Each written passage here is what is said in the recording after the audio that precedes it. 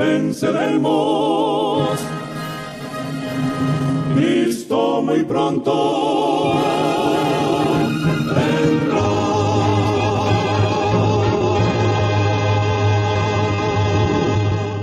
Bien, vamos a desarrollar este tema en el capítulo 2 del libro de Génesis. Vamos a ver cómo inicia la creación del planeta, la creación del mundo. Dios crea el mundo en 6 días, es decir, que Dios empleó 6 días para la creación del planeta. En esos 6 días también está la creación del hombre. Y vamos a ver qué fue lo que Dios instituyó desde que creó el planeta. O sea, cómo se identifica a Dios como el creador de los cielos y de la tierra, como el creador del planeta, cómo se identifica a Dios a través de lo que vamos a leer en el capítulo 2 del libro de Génesis. Ahí está la esencia de lo que Dios es, y es el creador de los cielos y de la tierra. Génesis capítulo 2. Vamos a leer textualmente lo que dice la palabra de Dios en Génesis capítulo 2. Dios santifica el sábado. Así quedaron acabados los cielos y la tierra y su gran contenido. Y acabó Dios en el 7º día la obra que hizo. Y reposó en el 7º día, por cuanto todo lo que había hecho lo hizo en 6 días. Entonces Dios bendijo el 7º día y lo santificó. Aquí está hablando de la separación. La palabra santificó significa que Dios apartó de manera especial, de manera santa, este día. Dice, Dios lo santificó porque en él reposó de cuanto había hecho en la creación. Este es el origen de los cielos y la tierra.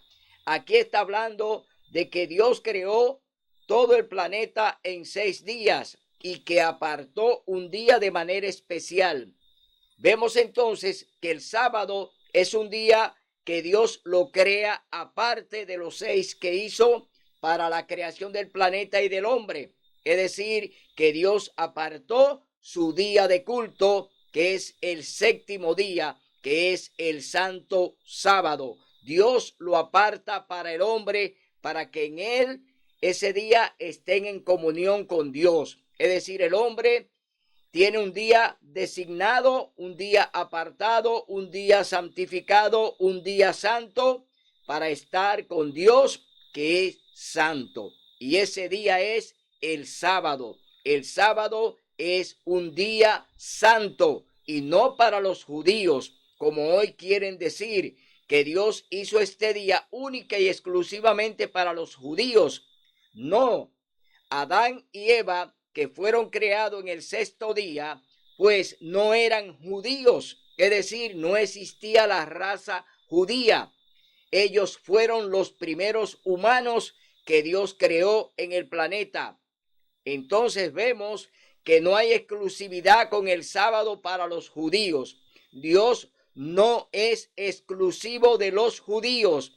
Dios es el que crea al hombre y él es el que le da la orden al hombre de hacer lo que él nos manda a través de su palabra. Entonces, seguimos leyendo en el libro de Génesis capítulo 2. Ahora nos vamos al verso 7. Dice entonces Dios el Señor modeló al hombre del polvo de la tierra, sopló en su nariz aliento de vida y el hombre llegó a ser un ser viviente. Es decir, que Dios primero pues hace un muñeco de barro. Es decir, Dios usa la tierra para moldear y para modelar la primera criatura que él va a darle vida. El hombre viene de la tierra. El hombre fue creado con el polvo de la tierra, con el barro de la tierra. Es decir, que era un ser que todavía no tenía vida. Era un muñeco de barro, pero no tenía vida. Entonces Dios ahora, después de eso, entonces pone su aliento de vida, su aliento de vida, Dios lo pone en la nariz del hombre. Es decir, quien sopla aliento de vida en la nariz del hombre es Dios.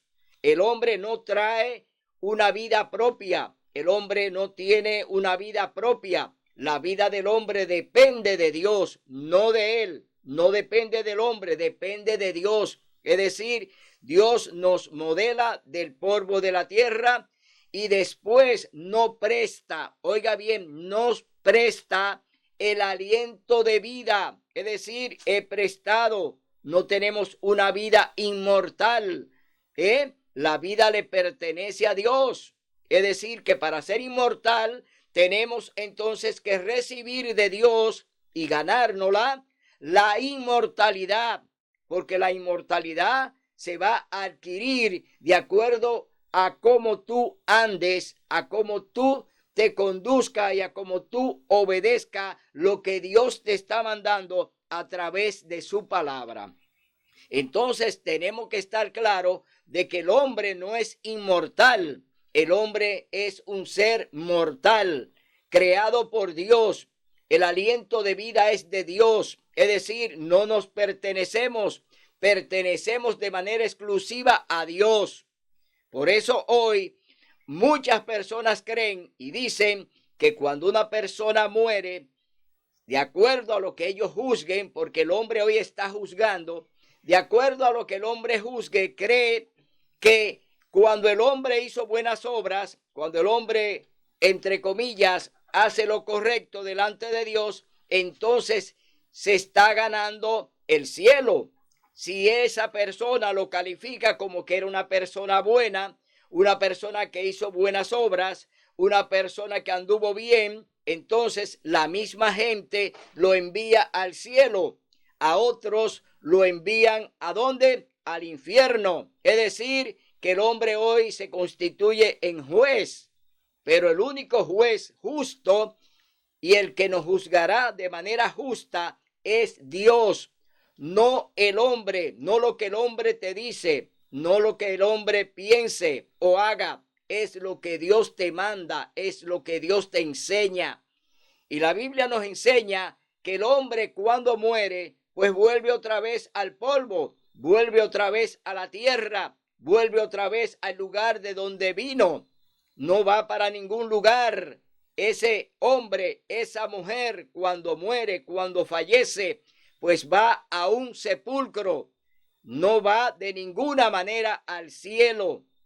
Entendamos esto para que podamos entonces entender que Dios es el único inmortal, que no hay inmortalidad en el hombre. Vamos a leer ahora en el capítulo 3 del libro de Génesis.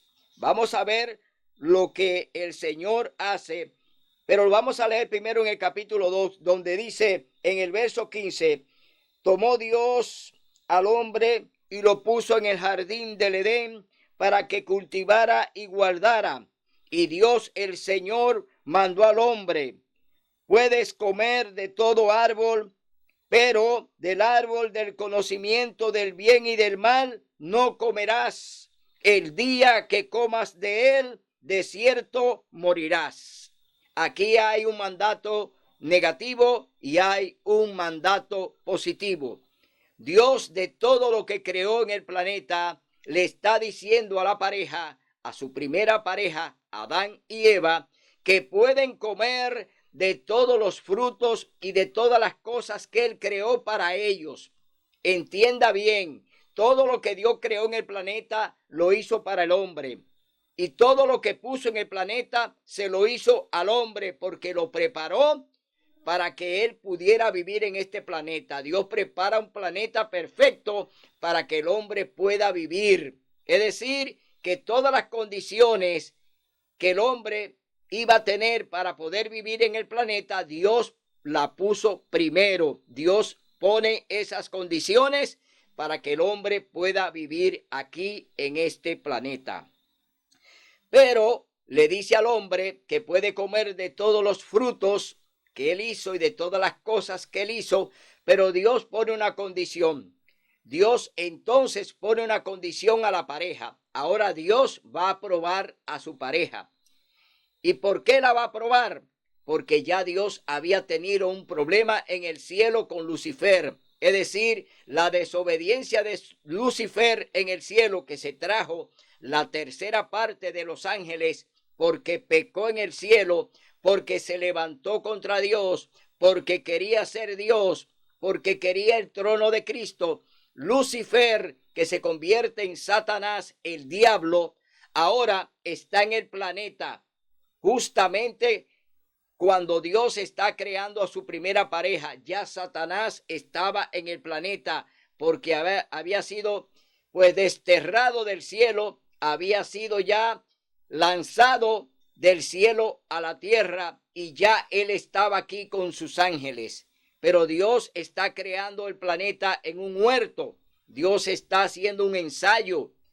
Allí Dios está haciendo todas las cosas que se van a expandir en el planeta, la está haciendo en el huerto del Edén. Dios pone todo allí como un ensayo con su primera pareja.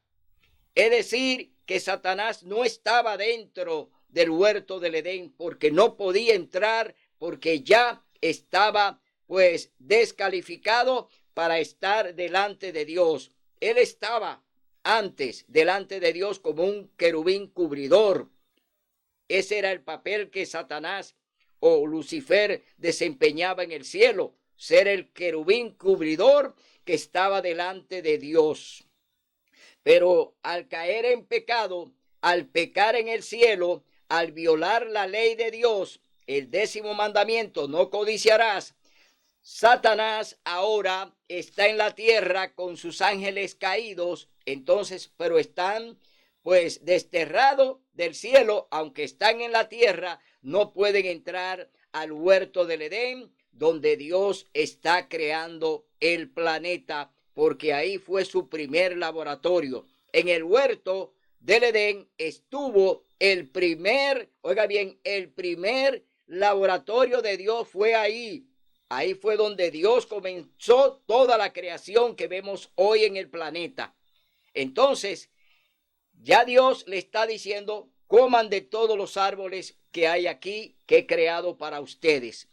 Pero del árbol del bien y del mal no comerán, porque el día que de él coman, de cierto morirán. Hay una sentencia ahí de muerte. Dios le está diciendo a Adán y a Eva que si comen de ese árbol, si comen de ese fruto, van a morir. Porque Dios le está aquí dando la oportunidad de que pasen la primera prueba que Dios le está poniendo a su pareja. Entonces, vemos que ya Dios definió que pueden comer de todos los árboles, que pueden usar las cosas que Él creó, pero también le está diciendo que no pueden comer del árbol del bien y del mal, porque Dios se los reservó. Es decir, Dios se reserva un solo árbol, no todos los árboles, uno solo. Y con ese árbol Dios iba a probar su pareja. De igual manera, Dios creó el sábado. Son 6 días para que el hombre trabaje.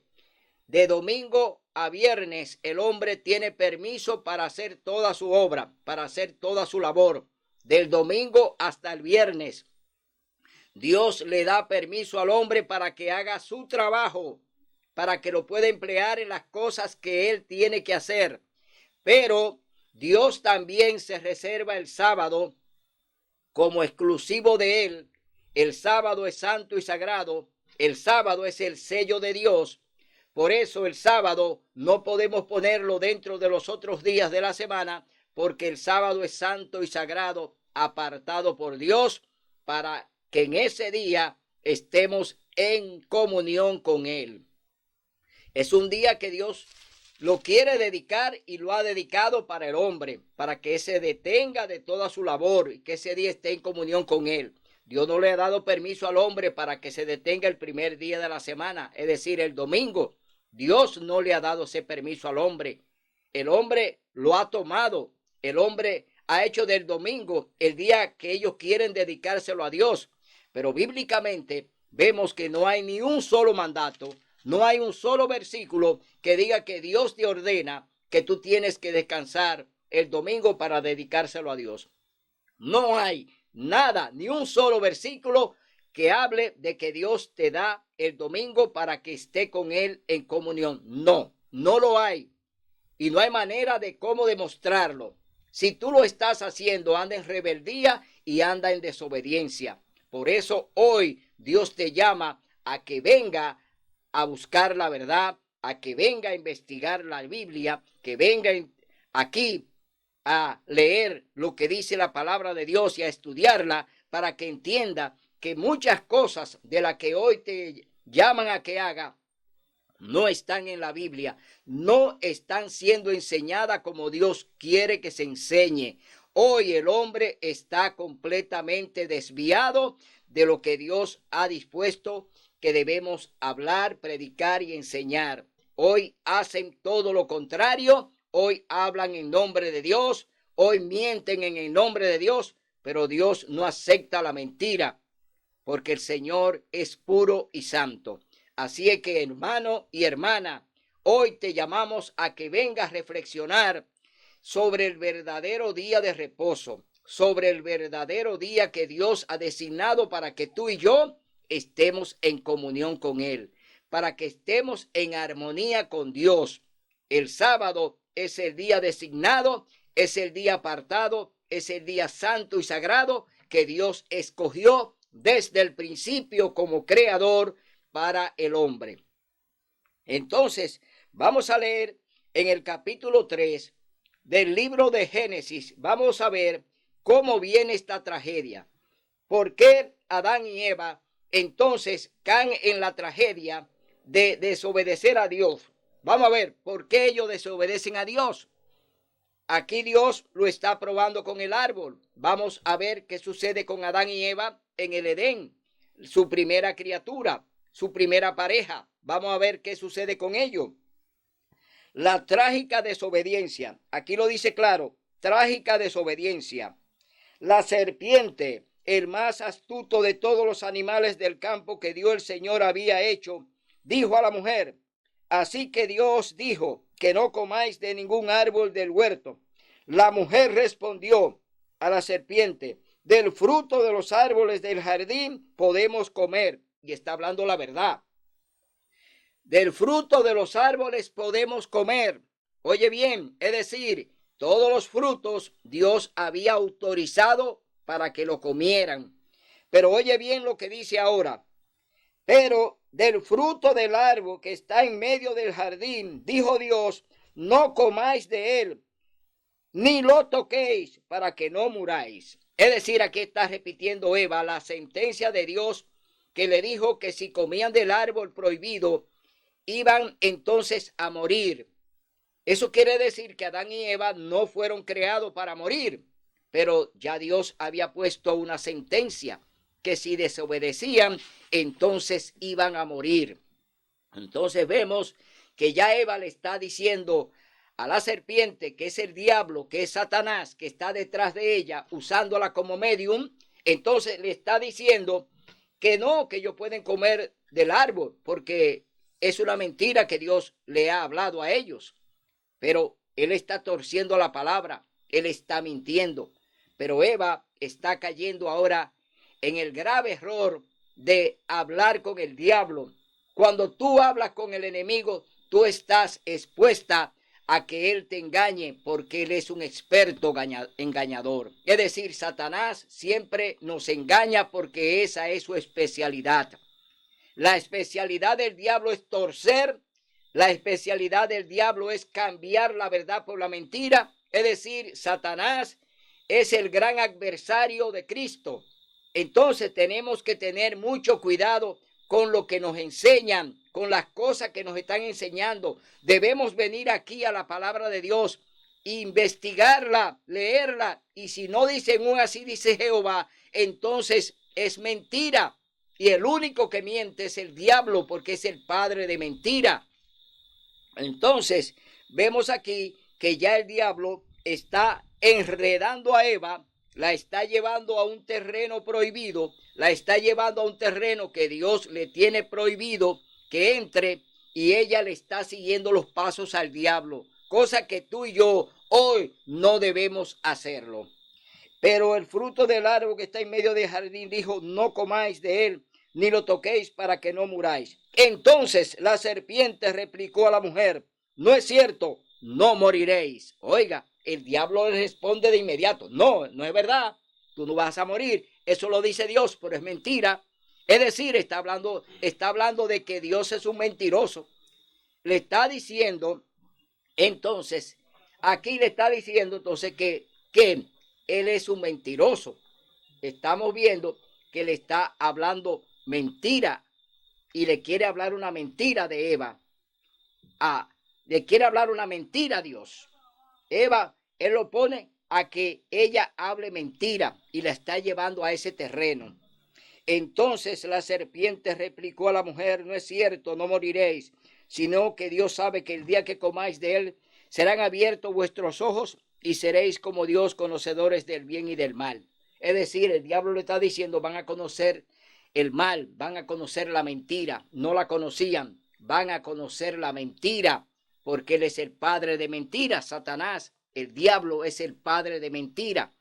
Entonces, cuando la mujer vio que el árbol era bueno para comer, agradable a los ojos y cultivable para alcanzar sabiduría, tomó de su fruto y comió, y también dio a su esposo, que comió igual que ella. Es decir, de inmediato Eva reacciona y ve que lo que le está diciendo Satanás es que ella puede ser como Dios, que ella puede también tener el poder de Dios. Es decir, ella está viendo que Dios le ha dicho que no puede comer del árbol. Dios le dijo, no coma de ese árbol, porque el día que comas de él vas a morir. Pero aquí vemos que Satanás le está diciendo que si come del árbol va a ser igual a Dios. Es decir, va a tener conocimiento del bien y del mal. Adán y Eva no conocían el mal, porque no conocían lo que sucedió en el cielo con Lucifer cuando fue arrojado a la tierra porque pecó en el trono de Dios. Ellos no conocían ese episodio, pero Dios lo está advirtiendo y por eso le prohíbe que coman del árbol del bien y del mal, para que no conocieran la maldad, porque solamente conocían a Dios y de Dios solamente viene el bien, nunca viene el mal. Solo el bien viene a través de Dios. Entonces se le abrieron los ojos y al darse cuenta que estaban desnudos, cosieron hojas de higuera y se las ciñeron. Entonces oyeron el andar de Dios, hojas de higuera y se las ciñeron. Entonces oyeron el andar de Dios, el Señor que se paseaba por el jardín a la brisa del atardecer. Y el hombre y su esposa se escondieron de su presencia entre los árboles del jardín. Pero Dios, el Señor, llamó al hombre y le dijo, ¿dónde estás? Aquí estamos. ¿Por qué Adán y Eva tenían que esconderse? ¿Cuál era la razón por la que Adán y Eva, que fueron creados por Dios con sus propias manos, el aliento de vida que Dios le dio a ellos también le pertenecía a él? Cara a cara Dios se veía con ellos en el Edén. Es decir, cada séptimo día Adán y Eva se juntaban con su creador. Es decir, que allí ellos podían estar cara a cara con Dios, porque ellos tenían una vestimenta de luz que podían estar delante de Dios. Esa vestimenta de luz le permitía a ellos estar delante de Dios. Pero vemos aquí que ya ellos se cosieron hojas de higuera. Ellos ahora están desnudos. Reconocieron que habían pecado, es decir, que habían cometido pecado porque habían desobedecido la orden de Dios. Dios había dicho que no comieran del árbol del bien y del mal, y ahora ellos ya habían comido del fruto prohibido del árbol que Dios había apartado para él. Entonces, ¿por qué Adán y Eva ahora entonces se esconden? porque andan ya en pecado. Es decir, la luz gloriosa, la luz que lo cubría, ya lo deja desnudo. Ahora andan en oscuridad, porque delante de Dios, sin santidad, nadie podrá verlo. Pero Dios el Señor llamó al hombre y le dijo, ¿dónde estás? Y Adán respondió, oí tu andar por el jardín y tuve miedo porque estaba desnudo y me escondí. Dios les dijo, ¿quién te enseñó que estabas desnudo? ¿Has comido del árbol que te prohibí comer? El hombre respondió, la mujer que me diste por compañera me dio del árbol y comí. Entonces Dios el Señor dijo a la mujer, ¿qué has hecho? Y la mujer respondió, la serpiente me enseñó y me engañó y comí. Es decir, que aquí ellos se están acusando mutuamente. Adán acusa a la mujer, es decir, acusa a Eva, y Eva acusa a la serpiente. Es decir, que hay una acusación. Entonces están quedando mal delante de Dios porque están hablando mentira y aparte de eso están blasfemando el nombre de Dios. Porque Adán dice, la mujer que me diste me dio de comer y comí. La mujer ahora acusa a Satanás, al diablo que está detrás de la serpiente y le dice que ella la incitó y la engañó y comió. Vemos entonces que ahora no quieren asumir su responsabilidad ninguno de los dos. Delante de Dios se acusan mutuamente. Entonces vamos a ver lo que hace el Señor con su pareja. Dice entonces Dios el Señor dijo a la mujer, ¿qué has hecho? Y la mujer respondió, la serpiente me engañó y comí. Primera promesa de un Salvador. Ahora Dios, que ve que ya su pareja cayó en pecado y que ahora necesitan de un Salvador porque ya cayeron en pecado delante de Dios. Entonces vamos a ver qué resuelve Dios con su pareja ahora allí en el Edén. Y Dios el Señor dijo a la serpiente, por cuanto esto hiciste, maldita será entre todas las bestias y entre todos los animales del campo. Sobre tu pecho andarás y polvo comerás todos los días de tu vida. Ahora la serpiente recibe una sentencia, pero no es para ella.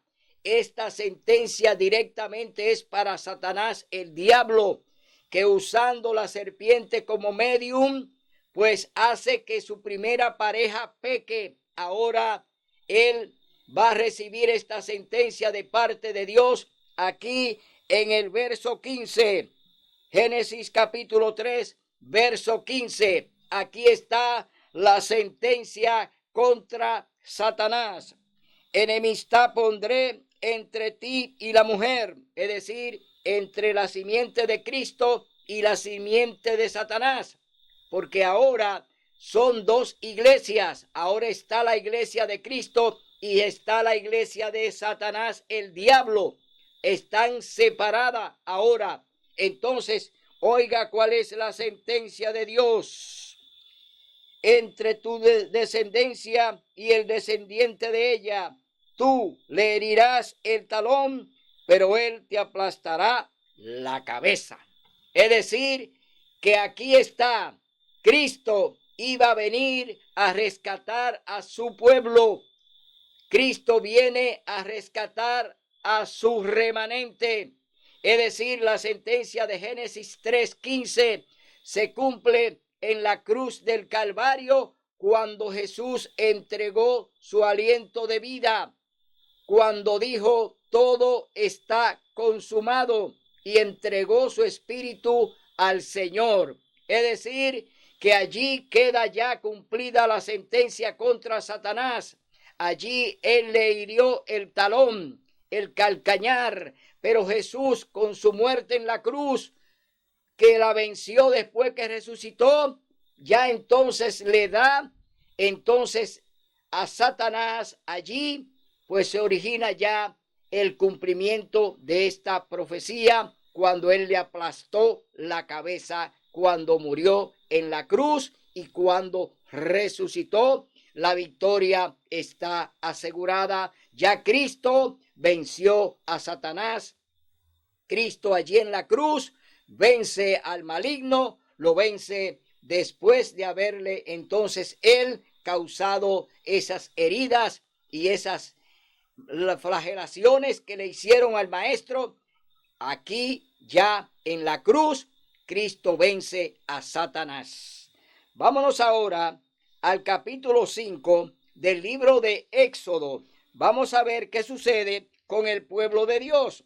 El pueblo de Dios está cautivo ahora porque ya el hombre es un pecador, el hombre ya pecó contra Dios y ahora entonces vamos a ver que el Señor viene ahora en auxilio de ese pueblo. Vamos a leer en el capítulo 6 del libro de Éxodo, vamos a ver la promesa de Dios. Dios promete liberar a Israel. Dice así en el verso 6, capítulo 6, libro de Éxodo.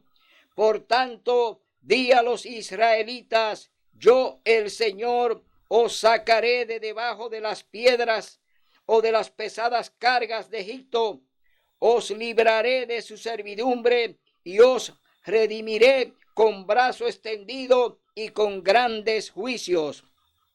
Os haré mi pueblo y seré vuestro Dios. Vosotros sabéis que yo soy el Señor, y vuestro Dios, que os saco de debajo de las cargas de Egipto. Y os llevaré a la tierra que juré dar a Abraham, Isaac y Jacob en herencia. Yo soy el Señor. Y así habló Moisés a los israelitas, pero ellos no escucharon a Moisés a causa de la congoja de espíritu y de la dura servidumbre. Y el Señor dijo a Moisés, entra y habla a Faraón, rey de Egipto, que deje ir de su tierra a los israelitas. Moisés respondió al Señor, ves que ni los israelitas me escuchan. ¿Cómo me escucharán? Me escuchará Faraón, siendo yo torpe de palabra. Entonces el Señor habló a Moisés y a Aarón y le dio órdenes para los israelitas y para Faraón, rey de Egipto, para sacar a los israelitas de ese país.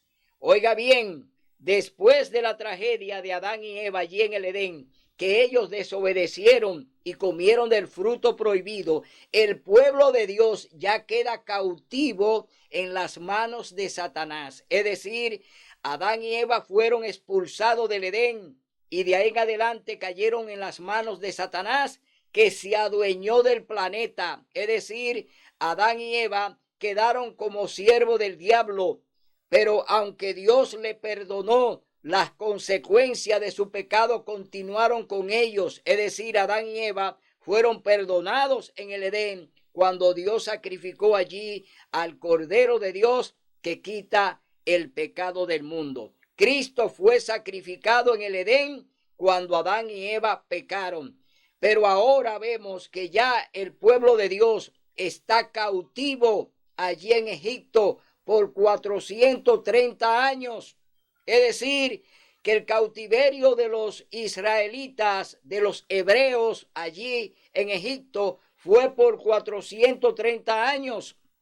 Dios entonces está allí con sus siervos Moisés y Aarón y le está encomendando una misión de que vayan a Faraón, que es el gran dragón, es decir, a enfrentarse con Satanás, que era el que tenía el pueblo de Dios y todavía lo tiene, al pueblo de Dios todavía cautivo, porque Satanás todavía tiene el pueblo de Dios cautivo.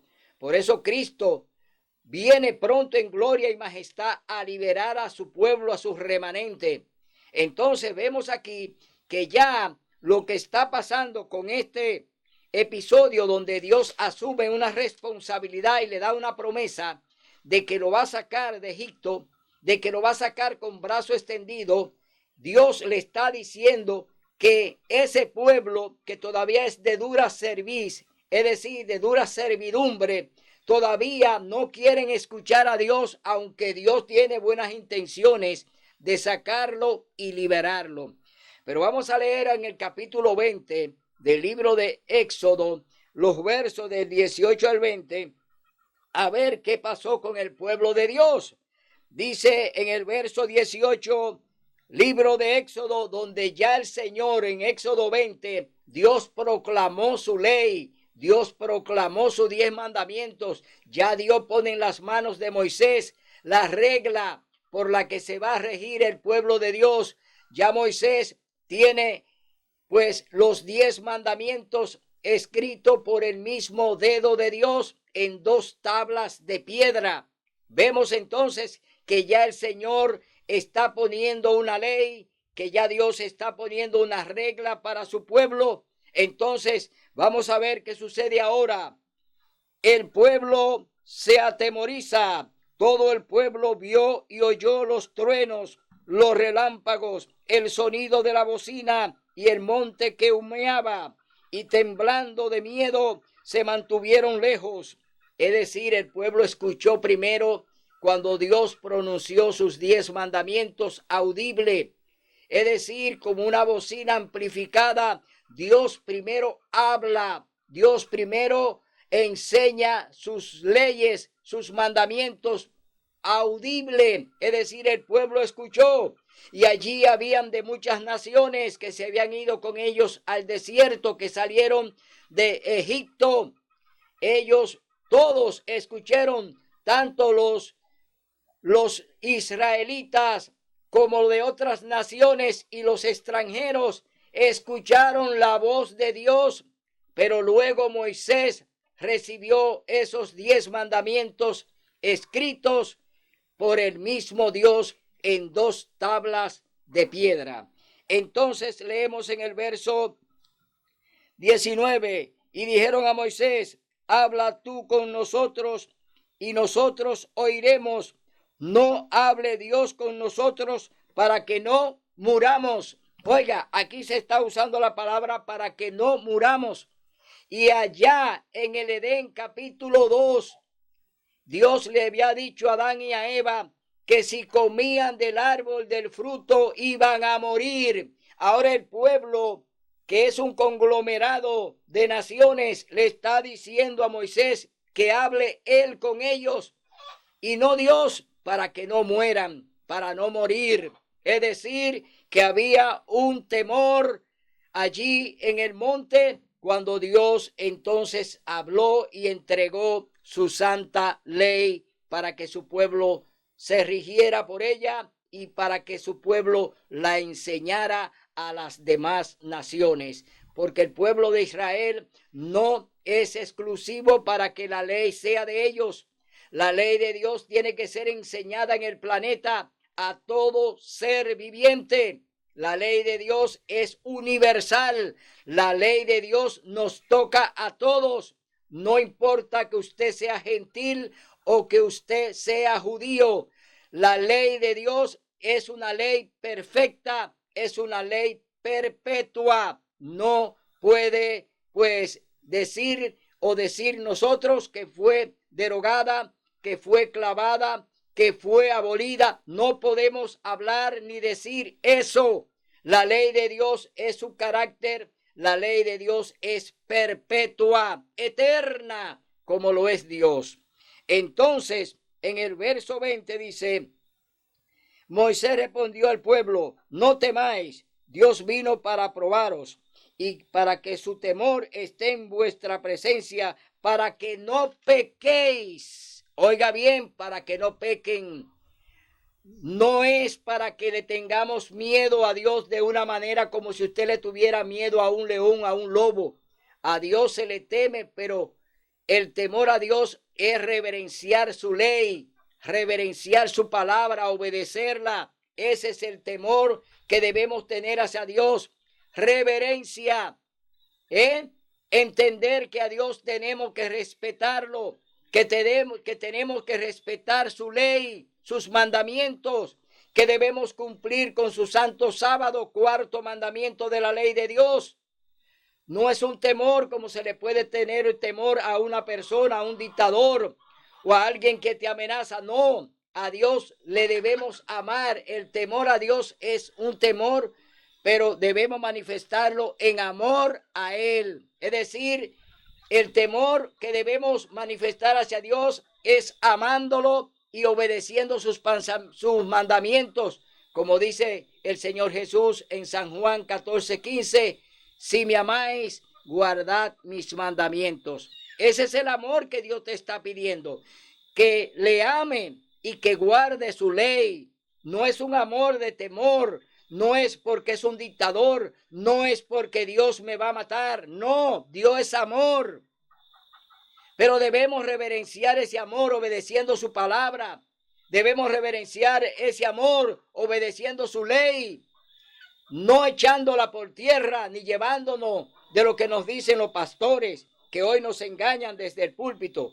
Vamos a ver qué sucede con este pueblo que ya Dios lo sacó de Egipto, lo llevó al desierto, le entregó su ley, sus mandamientos. Ahora vamos a ver qué ocurre con este pueblo que ahora, después que es liberado y enseñado y ya con una ley, ahora hacia dónde van ellos, hacia dónde va el pueblo de Dios y qué es lo que quieren ahora, después de todo lo que Dios hizo por su pueblo. Vemos entonces que este pueblo no se cansa de rechazar a su creador. Este pueblo no se cansa de negar a Dios, quien es que le da vida. Dios nos dio la vida. Dios nos dio la oportunidad de la salvación. Pero ahora vemos que ahora queremos algo más. Queremos ahora apartarnos de ese Dios, apartarnos, alejarnos de ese Dios tan bondadoso. Un Dios que nos dio maná en el desierto, un Dios que nos dio agua de la roca, un Dios que nos dio sombra, un Dios que nos dio luz, es decir, un Dios que hizo todo lo imposible, el Dios que abrió el mar rojo y pasaron en seco por ahí. Vemos entonces cómo este pueblo ahora, oiga bien, este pueblo ahora desea otra cosa que no es Dios. Vamos a ver qué es lo que quiere ahora el pueblo, qué es lo que el pueblo está pidiéndole ahora al profeta Samuel. Y lo vamos a leer en el capítulo 8, primera de Samuel. Vamos a ver lo que hace este pueblo después de los milagros, después de los prodigios, después que Dios se manifestó de manera poderosa, después que Dios le da una ley, después que Dios lo protege y pelea por ello. Vamos a ver ahora lo que quiere este pueblo.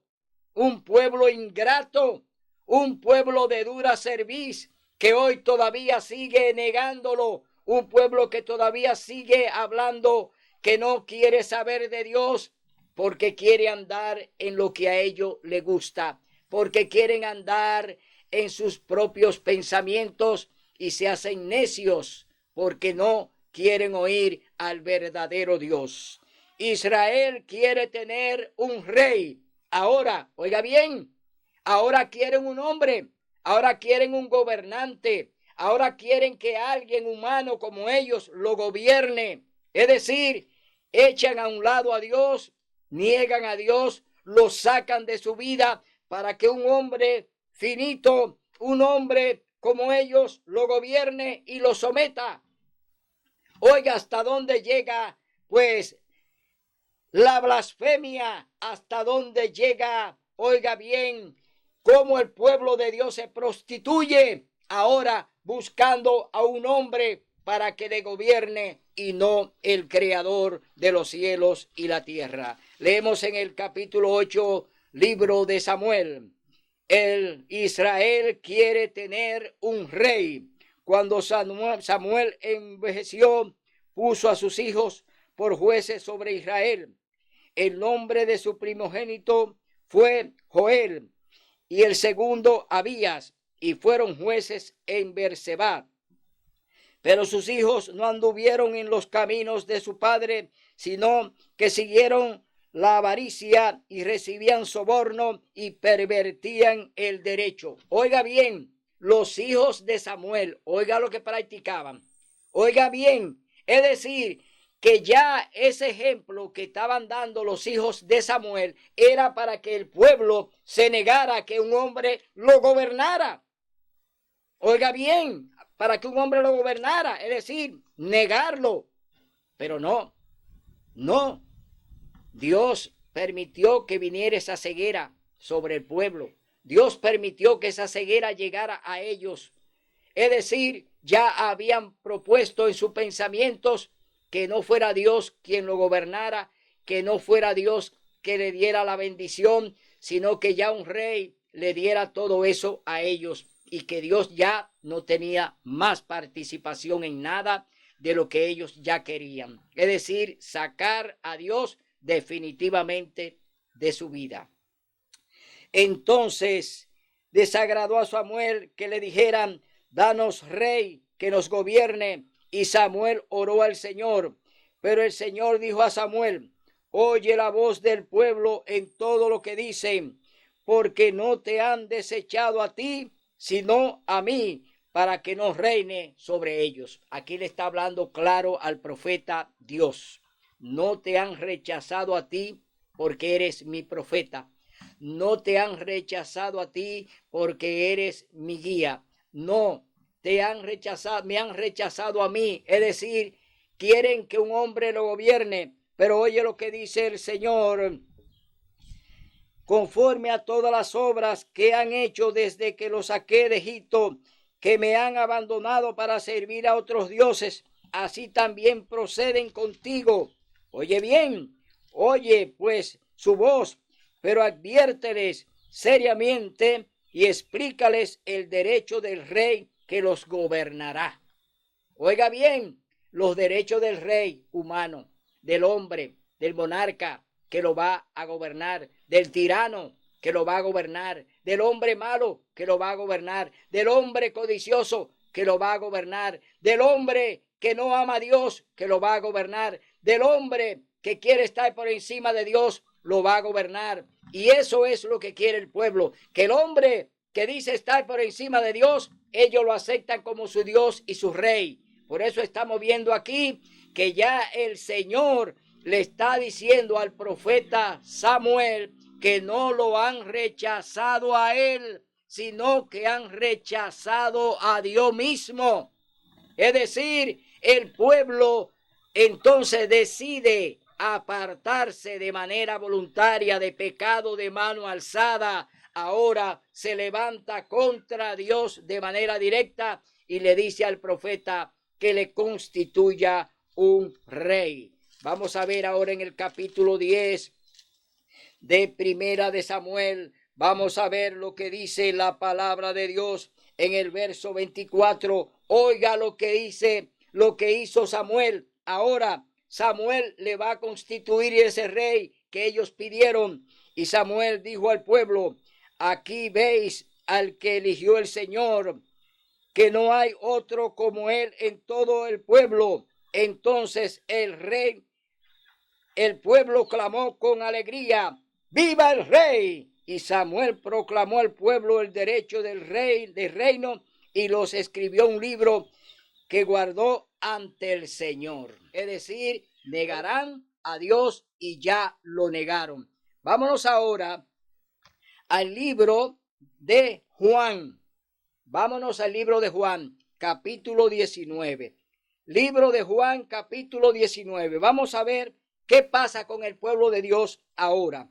Después que el hombre pidió un rey, ¿qué pasó ahora con Dios? ¿Qué pasó ahora con Jesús? ¿Qué pasó con el hombre que vino a buscar al hombre? ¿Qué pasa con el Salvador que viene de manera personal a buscar a su pueblo, a buscar a sus hijos? Ahora ese pueblo que pidió un rey allá, ahora viene y toma la forma humana para venir a buscar a su pueblo, para darle la libertad y la redención. ¿Qué sucede con ese pueblo que pidió que un rey lo gobernara? Vamos a leer en el capítulo 19 del libro de Juan. Vamos a leer del 12 al 15. Vamos a ver lo que dice la palabra de Dios. Pilato entrega a Jesús. Vamos a ver ahora qué sucede. Ya el rey está gobernando. Ya el rey tiene los atributos que el pueblo le dio y ya el rey hace lo que le da la gana con el pueblo y le manda hacer lo que él quiera. Capítulo 19, verso 12, libro de Juan. Pilato entrega a Jesús. Desde entonces Pilato procuró soltarlo, pero los judíos gritaban: si sueltas a este, no eres amigo del César, porque el que pretende ser rey al César se opone. Al oír estas palabras, Pilato llevó fuera a Jesús y lo sentó en el tribunal en el lugar que se llama Enlosado y en hebreo Gabatá. Entonces era la preparación de la Pascua, como la hora sexta, el mediodía. Entonces dijo a los judíos: aquí está vuestro rey. Pero ellos gritaron: fuera, fuera, crucifícalo. Pilato les dijo: a vuestro rey voy a crucificar. Oiga ahora lo que respondieron los judíos. Respondieron los principales sacerdotes, es decir, aquí está respondiendo la iglesia.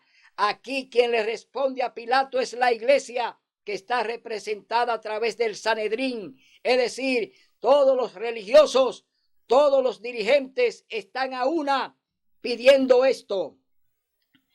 No tenemos más rey que César. Oiga bien ahora lo que sucede. Ahora dicen que no tienen más rey que César. ¿Y qué le pidieron a Samuel? Un rey. Ahora no es Saúl, ahora es el César, el rey, y está gobernando sobre ellos. Entonces vemos que ya ellos han apostatado, ya ellos han negado a Dios, ya los rechazaron, ya a Dios no lo tienen en cuenta sino al rey, porque ellos dicen que ellos no tienen más rey que al César. Es decir, que ya ahora quien gobierna sobre ellos es el papado. Quien gobierna sobre ellos es el papado. Quien gobierna sobre los reyes de la tierra es el papado. Quien gobierna sobre las iglesias es el papado. Quien dirige el planeta es el papado. Ese es el rey que el hombre pidió. Ese es el rey que el pueblo quiere.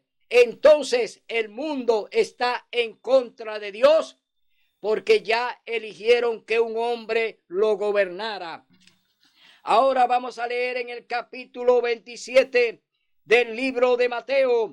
Capítulo 27, libro de Mateo. Vamos a ver cuál es la sentencia que los mismos judíos que estaban allí, que Cristo vino a buscarlo, que vino a buscar a su pueblo, pero su pueblo no los recibió, sino que los rechazó. Ahora vamos a ver cuál es su sentencia que ellos mismos pronuncian contra ellos mismos. Dice en el verso 25, capítulo 27, libro de Mateo: respondió todo el pueblo: su sangre sea sobre nosotros y sobre nuestros hijos. Entonces le soltó a Barrabás y, habiendo azotado a Jesús, lo entregó para que fuera crucificado. Que su sangre caiga sobre nosotros. La generación de hoy en día carga esa sangre. La generación que está ante nosotros asumió también que esa sangre de Cristo cayera sobre ellos. Hoy yo te digo, hermano, es necesario, y lo dice el libro de Hechos de los Apóstoles, capítulo 5. Oye lo que dice el libro Hechos de los Apóstoles, capítulo 5, verso 28 y 29, y con este texto terminamos. Dice: no os mandamos estrictamente que no enseñéis en ese nombre, y ahora habéis llenado a Jerusalén de vuestra doctrina y queréis echar sobre nosotros la sangre de ese hombre. ¿Quiénes echaron la sangre de Cristo encima? ¿Quiénes asumieron la responsabilidad de la muerte de Cristo? La iglesia, el Sanedrín, el papado, las iglesias evangélicas, los que niegan los mandamientos, los que nos guardan el sábado, los que dicen que Jesús clavó la ley en la cruz. eso asumieron la sangre que asumieron los judíos. De igual manera están condenados a morir porque han apostatado, han negado al Dios del cielo y hoy se han hecho reo de muerte.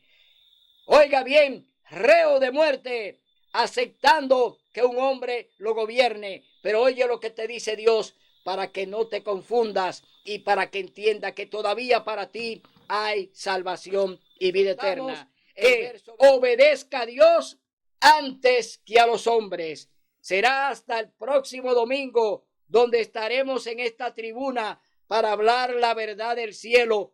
No predicamos para complacer a los hombres. Hoy Cristo te dice: yo soy el camino, la verdad y la vida. Nadie viene al Padre si no es por mí. Hasta el domingo, si así Dios lo permite. Si venceremos, Cristo muy pronto